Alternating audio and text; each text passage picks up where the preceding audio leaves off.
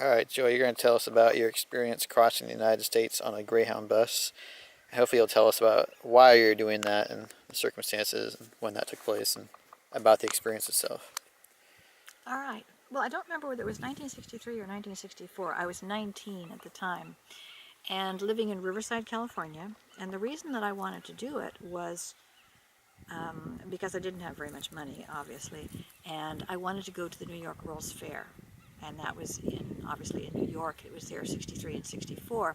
And I knew that if I could get across the country, that I could stay with my grandparents in Brooklyn and I could go to the World's Fair. And so I couldn't afford to fly, which is what I'd rather have done. So I looked into taking the bus, and I'd never taken a long bus ride before, so I really had no clue what was involved. But yeah, it was definitely affordable. As I recall, it's cost something like $50. It was not very expensive at all. And it was a 3-day trip. And I thought, okay, I could ride the bus for 3 days. And so I got the ticket, and I left one evening, and I left from the Greyhound bus station in Riverside, and rode the bus for a long time. 3 days is a very long time to be on a bus. And of course, it was not obviously the same bus, not the same bus driver. You'd get, ride for a while, stop, change drivers, get on a different bus, so forth and so on. And it was a very interesting group of people on the bus, especially the long-haul bus drivers and bus passengers.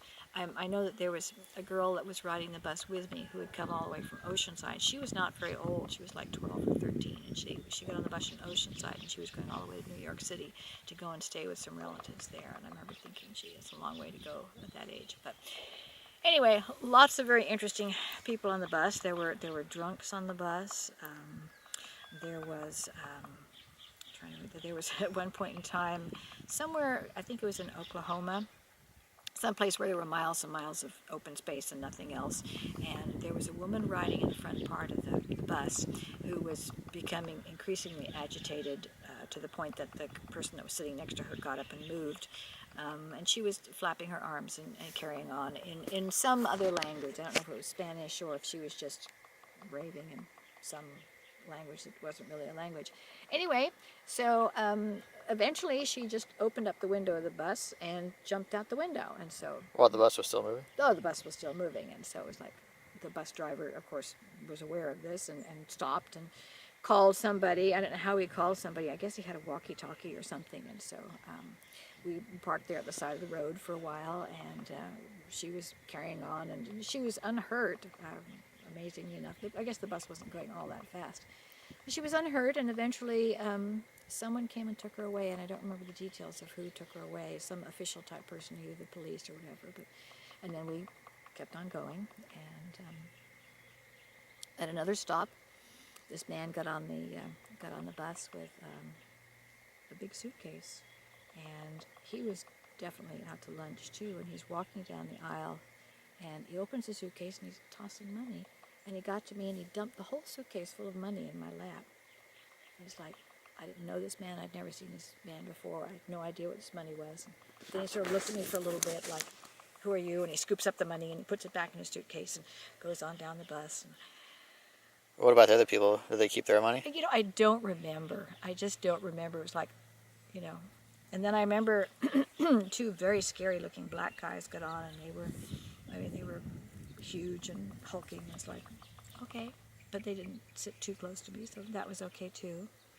And I just remember being really, really tired, and when there were stops, like to change buses, that's when you had to dash real quick and find some place to eat and eat. And I remember being very tired, but toward the end of the trip, it was getting near to New York, and I was on this bus, and the woman in the seat in back of me had a small child who was like super obnoxious, like maybe 4 or so, and the child was jumping up and down the seat, and she kept saying, don't do that, and kicking the back of my seat, and banging on my seat, and so she kept feeding him chocolate to try and get him to calm down and to be quiet and so forth. Isn't that the worst thing you could do? Just about the worst thing that you can do. Just about the worst thing that you can do. Anyway, so he's jumping up and down, and all of a sudden he stops, and he stands up on the seat, and he leans over, and I guess he's putting his hands on the seat, the back of my seat, and he throws up right down the seat, down the back of the seat in front of me. I mean, it's like this cascade of vomit comes down right next to me. It's like I'd been traveling for 2.5 days, I was really tired, and I really was not up for that at all.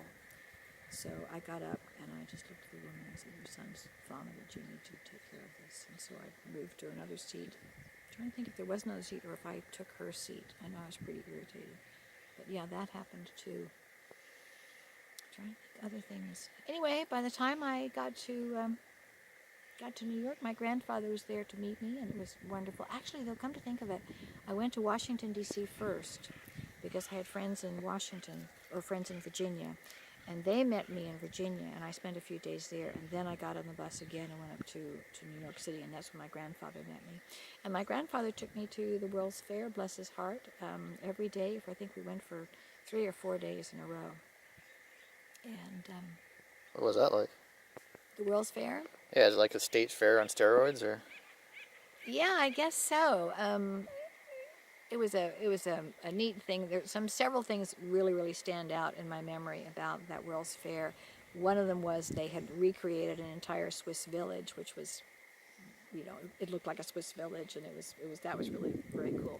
But the best thing about that fair, all-time best thing about that fair, was that they had arranged to bring over Michelangelo's La Pietà from Italy, and they had it set up behind glass for excellent reasons, and it just had like a very dark blue velvet backdrop, and you could just walk by and see it. And I thought it was stunningly beautiful. It was just absolutely beautiful. I mean, I'm not religious, but it really swept me away. It was a gorgeous, beautiful piece of sculpture. That was the highlight of the World's Fair for me. But there was that. There was a Swiss village. They had the was it GE or General Electric? The same company. Yeah, GE, General Electric, did the A Century of Progress, and that was like a carousel thing where they showed, first of all, where the woman was using a scrub board to do the washing, and it was a kitchen in each scene, And so in the next scene, she's got some early washing machine and some early sweeper. And anyway, it went right the way through. And then there was the future, and that was pretty cool too. So what else did we see? So just like at the state fair, all the different counties submit an exhibit, and the World's Fair, each country submits an exhibit? Probably.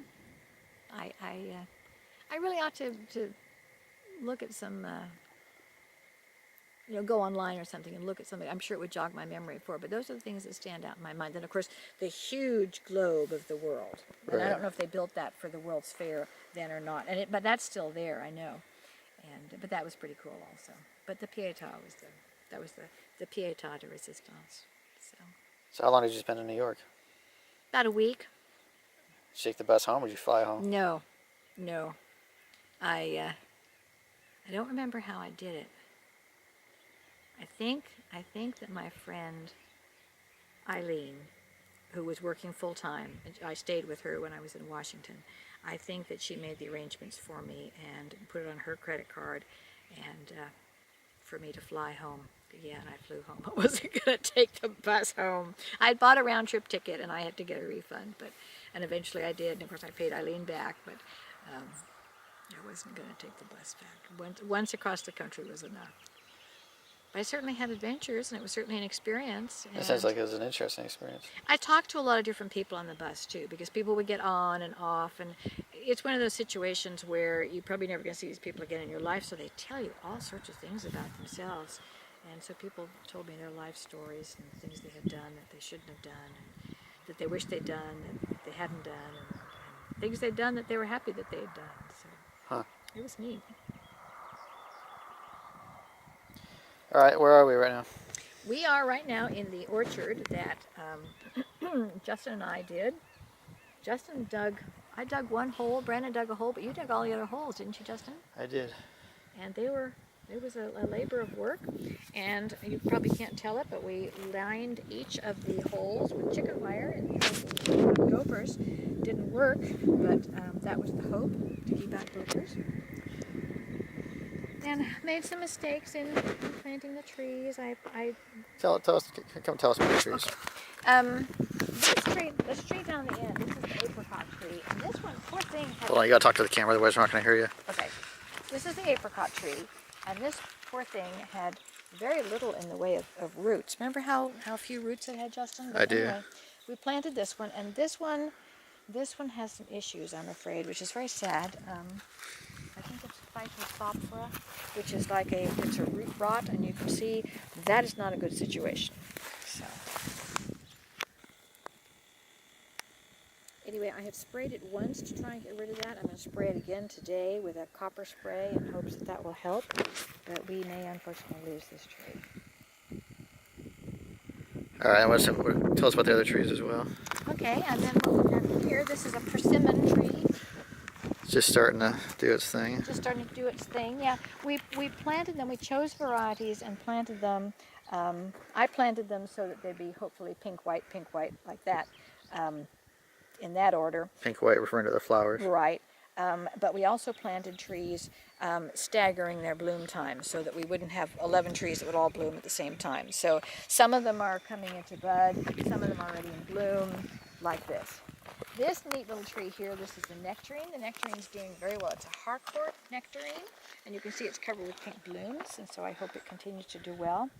You'll also notice that all the trees are painted white, and the reason for that is two. One is to prevent sunburn, but the other thing it's supposed to do, not that this is a big problem with fruit trees in this area, but it also is supposed to discourage borers because they don't like boring through paint. Huh. Low tech but effective. Yes. It's an apple tree. This is an apple tree. I don't remember what kind. So Another apple tree. The apple trees come in later. the apple trees are pretty sturdy. Apple trees are pretty sturdy. But as you can see, despite the fact that we spent some time with chicken wire. Yeah, it's irritating. I don't know about this one. This is a sweet cherry tree. Yes, this is a sweet cherry tree, and it's not in a good location. It gets too much water here. Is it even alive? I don't know. Something's happening down the bottom, but that's rootstock. So anyway, so we'll see. If it hasn't done anything in 3 months, I'm going to figure it's not good. This is a little peach tree. There was an apple tree here, but the apple tree died. And again, as you see, the gophers have breached the chicken wire. But this is an Alberta, I think. Alberta, yeah, this is an Alberta peach. I put this in here to replace the apple tree that died, and it seems to be doing fine. Given that it was just planted a few months ago, it seems to be doing fine. That's good. Another apple tree. This is another apple tree, and you can probably see better with this one. The way it should have been planted is that it should be up a bit above the ground so that when you water it or it rains, that the water runs off like this and runs away.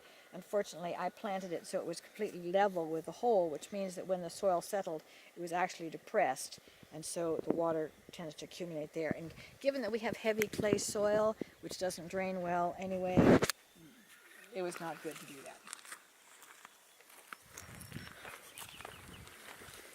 This is a sour cherry, and this has issues also. I'm hopeful about this one because it doesn't seem to have gotten any worse, and so I'm going to spray it again and keep my fingers crossed. Now, one thing I found out after I had pruned it was that you're not supposed to prune peaches and nectarines and plums in the winter because it encourages some disease or fungus, I forget what. You're supposed to prune them in the summer when the risk of that is lower. But unfortunately, I didn't know that, and I'd already pruned it. So.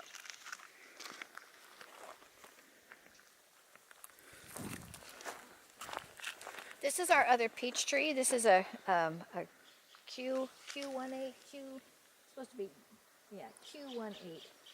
Q18. White peach tree. And as you can see, this has significant issues. So I'm kind of thinking we're going to lose this one. I'm thinking we're going to lose the one on the end over there. But in that case, we'll just replant them. So next time we'll do it right. But anyway, it's trying. It's got buds. It's putting out its buds, and I'm going to spray it with copper again today, and hopefully that'll help. And this is our little plum tree, and our little plum tree is doing very well. This I hadn't gotten around to pruning this one, so this was not pruned in the winter, and I'll prune this in the summer, but as you can see, it's absolutely covered with blossoms. It's doing really well. Leafing out, looking good. This was the first one to put out blossoms when we first planted it last year, and it was actually not all of them did put out blossoms, most of them didn't, but this actually did put out a few blossoms, so it's a good little tree.